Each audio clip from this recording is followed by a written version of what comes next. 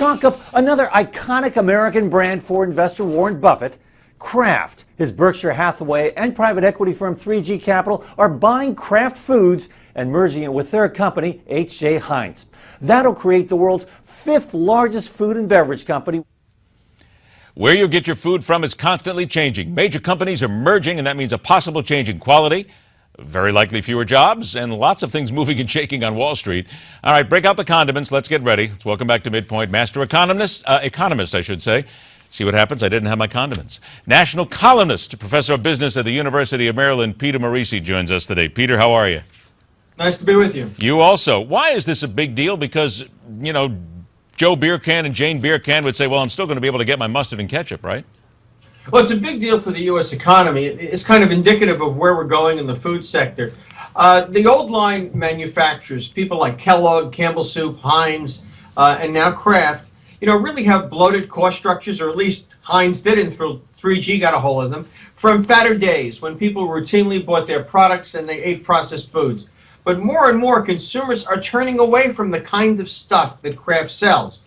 Warren Buffett may be off on this one. He's noted for his love of junk foods and serving big beefsteaks, politically incorrect meals at his board meetings. But Americans aren't downing Velveeta cheese anymore. So the real news here is going to be how much can they squeeze down costs. All right, so let's look at costs and money then. And you mentioned Warren Buffett. Now, 3G Capital, they and Berkshire Hathaway took Heinz private. They cut 600 jobs from the company in the United States and Canada.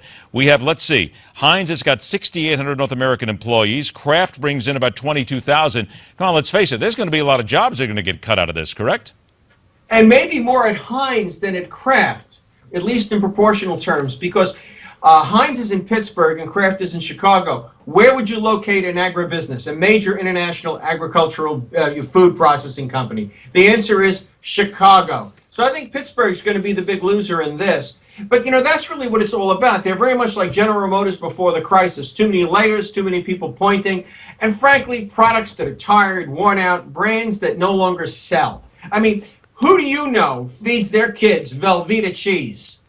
I don't know one kid, actually, who would even know what Velveeta is. I think the only thing is people think Cheese Whiz, and what do you think? Philly cheesesteaks right away. That's about it. Well, the thing is you think about products that you knew as a child, but you don't eat anymore. They've made the point that just about everybody has a Kraft product in their household. Yes, they do. They probably have one, perhaps a cheese product of some kind, maybe two.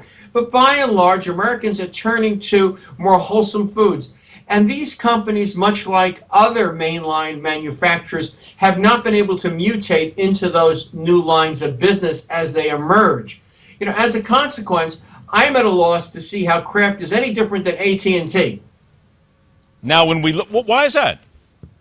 Well, I don't know that AT&T's big challenge was to get into other stuff as the landline went away. They had the long-distance monopoly, and to get into other stuff, and they just couldn't do it. Kraft has tried its hands at getting into wholesome foods and is not doing very well. Its big innovation recently was combining nuts, beef, and cheese in a Lunchable, another kind of Lunchable. That sort of stuff, is worth a little bit, but by and large, their market share is declining. And what's more, the people that buy their products are like the people that buy McDonald's hamburgers. They're folks who's had their incomes declining, so they're looking for substitutes, and you can trade down to store brands. 30 seconds left. Is that what we're looking at here with this deal, is a substantive change in the way Americans get their food, but the kind of foods they want, because they're simply not handling the junk foods like they used to. They don't want them as much. Right. There's a future in Kraft in cutting costs for a while, and that's what Warren Buffett will reap. Look for these guys to shape up these companies, then sell them off to some unwitting investor, thinking they have a bargain, and in reality, they will have the declining empire. That seems to be the key right there. When Warren Buffett is involved, you know full well that he's going to buy, he'll sell, he'll make his money, he'll get out.